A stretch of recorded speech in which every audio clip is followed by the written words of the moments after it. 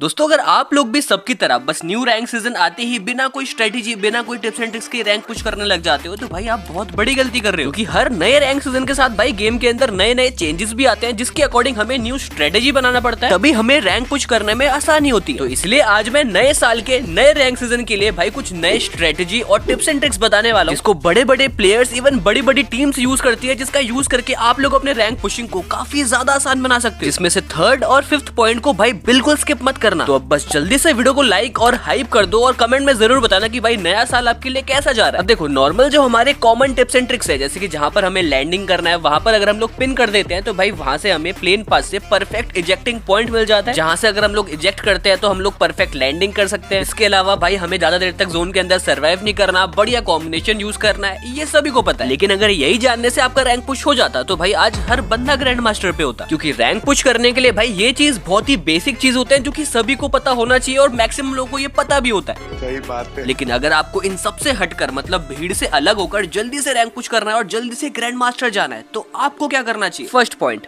Best character combination. अब ये मैं क्या बोल रहा हूँ भाई, अभी तो मैंने बेस्ट कैरेक्टर कॉम्बिनेशन को नॉर्मल कॉमन चीज में डाला और यही चीज मैं मेन पॉइंट में कैसे डाल सकता हूँ? तो देखो बेस्ट कैरेक्टर कॉम्बिनेशन का यूज करना है ये तो सभी को पता है, लेकिन एग्जैक्टली अपने कॉम्बिनेशन के अंदर कौन कौन से कैरेक्टर्स का यूज करना चाहिए, कौन कौन से कैरेक्टर्स का यूज करके हमारा रैंक पुशिंग इजी हो सकता है, ये सबसे इंपॉर्टेंट चीज है। तो देखो rank pushing point of view से अगर आपको बताऊं तो रैंक पुश करने के लिए आपको अपने कॉम्बिनेशन के अंदर हमेशा डिफेंसिव कैरेक्टर्स को प्रेफर करना है ओवर अटैकिंग कैरेक्टर्स। अब डिफेंसिव कैरेक्टर्स बोले तो जे बीप्स, एंड्रयू, लुकेटा, एंटोनियो, फॉर्ड और साथ में अगर आप देखोगे तो हयातो और वुल्फ्रा भी डिफेंस कर देता है। और वहीं एक्टिव कैरेक्टर्स की बात करो तो वहां पर जाइनी, के और क्रोनो सबसे बेस्ट एक्टिव कैरेक्टर्स। अब रैंक पुश करने के लिए डिफेंसिव कैरेक्टर इतने इंपॉर्टेंट इसलिए होता है क्योंकि भाई डिफेंसिव कैरेक्टर्स हमें एक्स्ट्रा एचपी या फिर एक्स्ट्रा डिफेंस प्रोवाइड करते हैं, जिसका यूज करके हम लोग थर्ड पार्टीज या फिर तगड़े एनिमीज को काफी इजीली टैकल कर सकते हैं। अब ये चीज आप खुद सोचो, अगर आप लोग एक बंदे को डैमेज कर रहे हो और एक बंदा पीछे से आके थर्ड पार्टी करके आपको डैमेज कर रहा है तो वहां पर आपका अटैकिंग कैरेक्टर कहाँ काम आएगा? क्योंकि अटैकिंग कैरेक्टर का बेनिफिट हमें तभी मिलता है जब हम लोग एनिमी को डैमेज करते हैं। लेकिन अगर हम लोग एक ही बंदे को डैमेज करेंगे और तीसरा बंदा आके हमें डैमेज करेगा तो भाई वहां पर अटैकिंग कैरेक्टर का रोल बिल्कुल जीरो हो जाता है। लेकिन वहीं पर जो डिफेंसिव कैरेक्टर्स है वो आपको जहां पर आप लोग फाइट कर रहे हो वहां पर भी हेल्प करेगा और जो थर्ड पार्टी करेगा उनसे बचाने में भी हेल्प करेगा। और इसी वजह से आप लोग एक चीज नोटिस करना कि जितने भी बंदे ग्रैंड मास्टर पुश करते हैं या फिर जो भी बंदे ग्रैंड मास्टर पे रहते हैं भाई उनके कॉम्बिनेशन के अंदर 2-3 कैरेक्टर्स तो भाई हमेशा डिफेंसिव कैरेक्टर्स ही होते हैं, क्योंकि भाई उनको पता है कि न्यू रैंक सीजन के स्टार्टिंग में बंदे काफी तगड़े आते हैं और भाई थर्ड पार्टी भी काफी गंदा होता है, तो उनसे बचने के लिए अटैकिंग कैरेक्टर्स काम नहीं आएंगे, वहां पर डिफेंसिव कैरेक्टर्स काम आएंगे। अब इसका अगर आपको मैं एक एग्जांपल दिखाऊं तो भाई आप लोग यहाँ पर देख सकते हो मेरे पास अभी सारे के सारे कैरेक्टर्स डिफेंसिव कैरेक्टर्स है और यहाँ पर लुकेटा का मेरे को 45 एक्स्ट्रा शील्ड पॉइंट मिल चुका है। अब यहाँ पर जैसे मैं स्लाइडर का यूज करके ऊपर से एक बंदे को डैमेज करता हूँ तो उसको मैं 2-4 गोली मारता हूँ, लेकिन एक बंदा देखो पीछे से थर्ड पार्टी करता है और मुझे कितना गंदा डैमेज कर देता है। लेकिन यहाँ पर क्योंकि मेरे पास लुकेटा का एक्स्ट्रा शील्ड पॉइंट और साथ में वुल्फ्रा का हेड डिफेंस था, इसलिए यहाँ पर ना सिर्फ मैं इतने कम एचपी से बचता हूँ बल्कि एनिमी को हेडशॉट मार के डाउन कर देता हूँ। तो ऐसे ही थर्ड पार्टी से या फिर फाइट से बचने के लिए आप लोग डिफेंसिव कैरेक्टर को अपने कॉम्बिनेशन के अंदर जरूर यूज करना, स्पेशली न्यू रैंक सीजन के स्टार्टिंग के लिए। बाकी अगर आपको बेस्ट डिफेंसिव कैरेक्टर कॉम्बिनेशन के बारे में जानना है तो भाई मैंने अभी हाल ही में उसके ऊपर वीडियो बनाया, अगर आपको भी देखना है तो आपको मैं डिस्क्रिप्शन में लिंक दे दूंगा, आप लोग चेकआउट कर सकते हो। अब कॉम्बिनेशन के साथ ही हमारा नेक्स्ट पॉइंट भी जुड़ा हुआ है कि take long range fight as much as possible. इसमें से आप लोग चाहो तो अपने कॉम्बिनेशन के एक स्लॉट के अंदर राफेल या फिर मारो, इन दोनों में से एक कैरेक्टर को यूज डेफिनेटली कर सकते हो। अब इसका अगर आपको मैं बेनिफिट दिखाऊं तो आप लोग यहाँ पर देख सकते हो, यहाँ पर मैं लॉन्च पैड का यूज करके पहाड़ों पे आ रखा होता हूँ। यहाँ पर ऑब्जर्वेटरी के अंदर भाई काफी सारे बंदे होते हैं, जिसमें से एक बंदे को यहाँ पर मैं डैमेज भी देता हूँ, लेकिन किसी भी बंदे को मेरा लोकेशन पता ही नहीं चलता। जैसे कि इसी को देख लो भाई, ये बंदा यहाँ से भागने का ट्राई करता है, लेकिन यहाँ पर मैं साइलेंसिंग एबिलिटी का यूज करके इसको काफी इजीली बॉडी से डाउन कर देता हूँ और इसको मेरा लोकेशन पता ही नहीं चलता। और साथ ही में राफेल का भाई एक और बेनिफिट ये होता है कि अगर हम लोग इसका यूज करके किसी एनिमी को डाउन करते हैं तो वो किल भी काफी जल्दी हमें मिल जाता है, जैसे कि यहाँ पर मेरे को मिल गया। इसके बाद भाई यहाँ पर अपने टीममेट को रिवाइव करने के लिए मैं नीचे जाता हूँ, लेकिन नीचे जाने के बाद यहाँ पर मुझे और एनिमीज दिख जाते हैं, जिनमें से एक बंदे को यहाँ पर मैं अगेन काफी गंदा डैमेज करता हूँ, लेकिन उस बंदे को आई गेस ऊपर वाला बंदा मार देता है। लेकिन उस ऊपर वाले बंदे को मेरा लोकेशन पता नहीं होता, जिसका यूज करके मैं उसको काफी इजीली बॉडी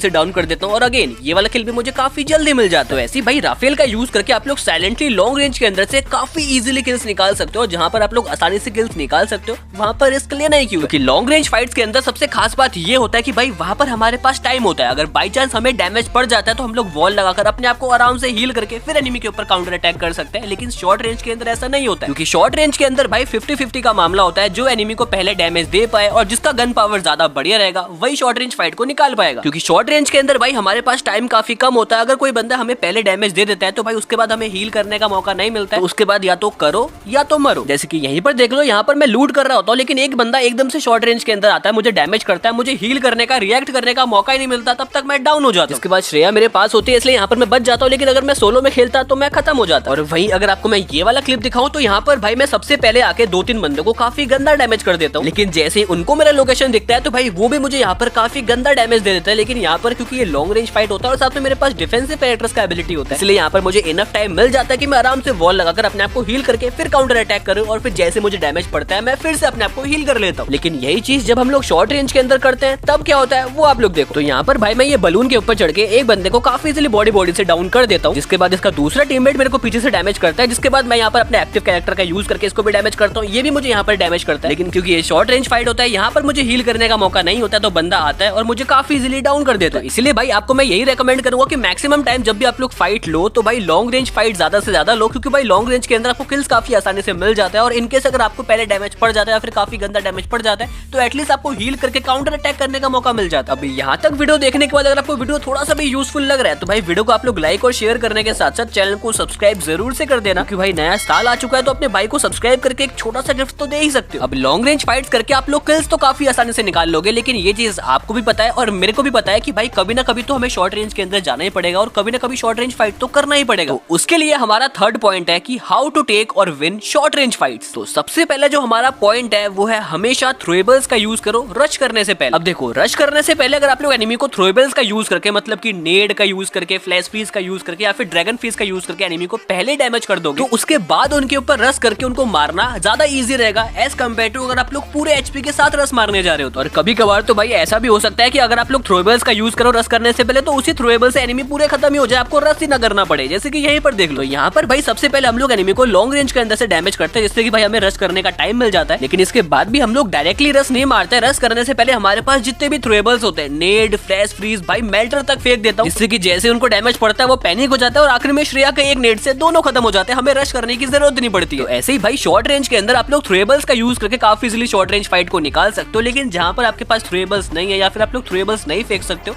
वहां पर आप लोग कैसे निकालो? तो ऐसे सिचुएशंस के लिए हमेशा आपको ये ध्यान में रखना पड़ता है कि आपके पास जितने भी एबिलिटीज हैं वो सारे के सारे रश करने के लिए तैयार हो। मतलब कि जितने भी आपके पास एबिलिटीज हो, अब भले वो एक्टिव हो या फिर डिफेंसिव कैरेक्टर्स हो, वो सभी के सभी चार्ज होने चाहिए, तभी आपको एनिमी के ऊपर रश मारना। क्योंकि मैक्सिमम बंदे क्या गलती करते हैं कि भाई वो जोश जोश में आगे रश तो मार देते हैं, उनके एबिलिटीज चार्ज तक नहीं होते हैं, जहां पर एनिमी अपने एक्टिव स्किल का यूज करके उनको मार के चला जाता है। लेकिन इस चीज का भाई जो बड़े बड़े प्लेयर्स होते हैं, बड़ी बड़ी टीम्स होती है, जो बाहर की टीम्स होते हैं, वो स्पेशल ध्यान रखते हैं कि भाई जब भी वो रश करने जाए उससे पहले उनके जितने भी एबिलिटीज हैं वो चार्ज हो जाए, जिससे कि जब भी वो रश करने जाते हैं वो एकदम से अपने एक्टिव स्किल का यूज करते हैं, एनिमी को सरप्राइज करते हैं और खत्म कर देते हैं। जैसे कि इस वाले फाइट के अंदर देखो यहाँ पर मेरे सारे एबिलिटीज चार्ज होते हैं, इसलिए मैं बंदे के ऊपर ओपनली रश मारने चला जाता हूँ और जाती इसको मैं काफी गंदा डैमेज भी कर देता हूँ। लेकिन ये बंदा टेलीपोर्ट हो जाता है और दूसरा बंदा मेरे को पीछे से डैमेज करने लग जाता है। लेकिन क्योंकि मेरे सारे एबिलिटीज चार्ज रहते हैं, इसलिए जैसे मेरे को डैमेज पड़ता है मैं क्रोनो के शील्ड को ऑन करके आराम से अपना मेडिकेट कंप्लीट कर लेता हूँ। इसके बाद फिर जैसे ये बंदा मेरे ऊपर रश करने आता है, इसको मैं काफी इजीली बॉडी और हेडशॉट से खत्म कर देता हूँ। तो ऐसे ही इन दोनों टिप्स का यूज करके आप लोग शॉर्ट रेंज फाइट्स भी काफी इजीली निकाल सकते हो, और वही लॉन्ग रेंज का तो आपको मैंने ऑलरेडी बता दिया। लेकिन इसके साथ भाई अभी के टाइम पे काफी सारे बंदे एक चीज को इग्नोर करते हैं, जो कि है लोड आउट। अब देखो लास्ट अपडेट के बाद ना हमारे गेम के जो लोड आउट्स है वो चेंज हुए हैं और भाई पहले से काफी ज्यादा पावरफुल हो चुके हैं, क्योंकि अभी के एक एक लोड आउट के अंदर भाई पहले के 3-4 लोड आउट जैसे बेनिफिट्स हमें मिल जाता है। जिसमें से मेरा जो फेवरेट लोड आउट है वो है टीम बूस्टर, जिसके अंदर आपको EP, HP recover, armour recover, speed up, out zone buff, मतलब बहुत कुछ मिल जाता है भाई, जिसका यूज करके आप लोग अपना ईपी रिकवर कर सकते हो, एचपी रिकवर कर सकते हो, यहाँ तक कि भाई अपना जो वेस्ट है उसको भी ऑटोमेटिकली रिकवर कर सकते हो, और ये चीज आप लोग देख भी सकते हो। बाकी इसके अलावा जो हमारा ये टेक्टिकल मार्केट है इसको भी काफी सारे बंदे यूज करते हैं, क्योंकि इसके अंदर भाई हमें बोल्ट मेकर मिल जाता है, साथ में भाई हमें हिट लिस्ट, मतलब कि एक मिनी पॉकेट वेंडिंग मशीन बन जाता है, जिसको कि स्पेशली ई स्पोर्ट्स के अंदर काफी ज्यादा यूज किया जाता है, लेकिन स्क्वाड मैच के अंदर भी आप इसको काफी इजीली यूज कर सकते हो। और इसके बाद मैं थर्ड में रखना चाहूंगा सुपर लेग पॉकेट को, जिसके अंदर भाई हमें एक्स्ट्रा बैकपैक कैपेसिटी मिल जाता है, बोनफायर मिल जाता है, स्ट्रॉन्गर आर्मर और भी काफी कुछ रैंडमली मिल जाता है। तो अच्छे कॉम्बिनेशन के साथ अगर आप लोग एक बढ़िया सा लोड आउट भी यूज कर लोगे तो ये भी आपको फाइट के अंदर काफी ज्यादा बेनिफिट देगा, स्पेशली बैटल रॉयल मोड के अंदर। बाकी इनके अलावा जो हमारा आखिरी पॉइंट है वो सबसे ज्यादा इंपॉर्टेंट पॉइंट है, जिसके बारे में आधे लोग ध्यान ही नहीं देते। बेसिकली जब भी हम लोग कोई फाइट करते हैं, भले वो लॉन्ग रेंज फाइट हो या फिर शॉर्ट रेंज फाइट हो, वहां पर हम लोग टाइम को फोकस नहीं करते, और यही वो रीजन है कि भाई आप लोगों के साथ थर्ड पार्टी काफी ज्यादा होता है। बेसिकली जितने भी ग्रैंड मास्टर वाले प्लेयर होते हैं या फिर बढ़िया बढ़िया टीम्स होते हैं, भाई उनको ये चीज भली बात ही पता है कि जिस भी फाइट के अंदर हमें एंगेज होना है उस फाइट को हमें जितना जल्दी हो सके उतना जल्दी खत्म करना है। अब लॉन्ग रेंज फाइट या फिर शॉर्ट रेंज फाइट कैसे जीत सकते हो ये तो आपको मैंने ऑलरेडी बता दिया, लेकिन उसका यूज अगर आप लोग अच्छे से और समय रहते नहीं करोगे तो भाई दिक्कत आपको डेफिनेटली डेफिनेटली आएगी। लाइक इस वाले फाइट के अंदर देखो, यहाँ पर भाई मुझे सामने एनिमी का लोकेशन पता होता है, लेकिन फिर भी मैं उसके ऊपर रस नहीं मारता हूँ। इवन यहाँ पर मेरे सारे एबिलिटी चार्ज रहते हैं, क्योंकि मैंने सोचा था कि सबसे पहले मैं लॉन्ग रेंज से डैमेज दूं, उसके बाद रस मारने जाऊं, लेकिन उसी बीच में श्रेया रस मार देती है। फिर जैसे वो पीक देता है उसको मैं हेडशॉट मार के डाउन कर देता हूं। लेकिन इसको फिनिश करके जैसे मैं शॉर्ट रेंज के अंदर जाता हूँ तो उसके दूसरे टीममेट का भी लोकेशन मेरे को यहाँ पर दिख जाता है। लेकिन यहाँ पर मैं गलती क्या करता हूँ कि भाई अकेला एनिमी है, एनिमी का लोकेशन मुझे पता है, लेकिन फिर भी भाई यहाँ पर मैं उसके ऊपर रस ना मार के यहीं पे क्रोनो के शील्ड को ऑन करके खड़ा हो जाता हूँ। जिससे होता ये है कि भाई जिस फाइट को मैं पहले ही निकाल सकता था वो फाइट यहाँ पर डिले हो जाता है, और जब तक भाई यहाँ पर मैं सामने वाले बंदे को फोकस कर रहा होता हूँ पीछे से एक बंदा आता है और मुझे इजीली मार देता है। तो ऐसे ही अगर आप लोग भी किसी फाइट के अंदर एंगेज हो रहे हो, वहां पर भाई मेक श्योर कि आपका जो फाइट है उसको आप लोग जल्दी से जल्दी फिनिश कर सको, जिससे कि आपके साथ थर्ड पार्टी ना हो। और ये बात तो आपको पता ही है कि भाई जहां से भी फायरिंग साउंड आता है वहां पर बंदे थर्ड पार्टी करने पहुंच ही जाते हैं। तो इसलिए जितना आप लोग फाइट को डिले करोगे उतना ही आपके साथ थर्ड पार्टी होने के चांसेस बढ़ते रहेंगे। तो इसलिए जब भी आप लोग फाइट के लिए पूरी तरह तैयार हो तभी आपको फाइट के अंदर एंगेज होना है, और जब भी आप लोग फाइट के अंदर एंगेज हो जाओ कोशिश करना है कि भाई जितना जल्दी हो सके फाइट्स को निकालो और वहां से मूव हो जाओ, इससे आपके साथ थर्ड पार्टी होने के चांसेस काफी ज्यादा कम हो जाएंगे। सो अगर आप लोग इन पांचों पॉइंट्स को अच्छे से फॉलो कर लोगे, अच्छे से अपने स्ट्रेटेजी के अंदर ढाल लोगे, तो भाई आपके लिए पूरा मैच निकालना काफी ज्यादा इजी हो जाएगा, with obviously good amount of kills and placement points. So अगर आप लोग नहीं चाहते कि भाई न्यू रैंक सीजन के अंदर आपके साथ हमेशा की तरह 2 मैच के अंदर प्लस लगे और 1 मैच के अंदर गंदा वाला माइनस लग जाए, तो बस इन 5 पॉइंट्स को ध्यान में रख लेना, फिर आपको रैंक पुश करने में कोई दिक्कत नहीं आएगी। और इन केस अगर आपको इन सब के अलावा कुछ और भी इशू अलग से फेस हो रहा है तो आप लोग कमेंट के अंदर बता सकते हो, अपकमिंग वीडियोस के अंदर मैं उसको भी सॉल्व कर दूंगा। कि फिलहाल अगर आपको बैटल रॉयल के न्यू रैंक सीजन के अंदर रैंक पुश करने के लिए बेस्ट कैरेक्टर कॉम्बिनेशंस के बारे में जानना है तो आप लोग लेफ्ट वाले वीडियो को चेकआउट कर सकते हो, और वहीं अगर आपको और भी टिप्स एंड ट्रिक्स और भी मिस्टेक्स के बारे में जानना है तो आप लोग राइट वाले वीडियो को चेकआउट कर सकते हो।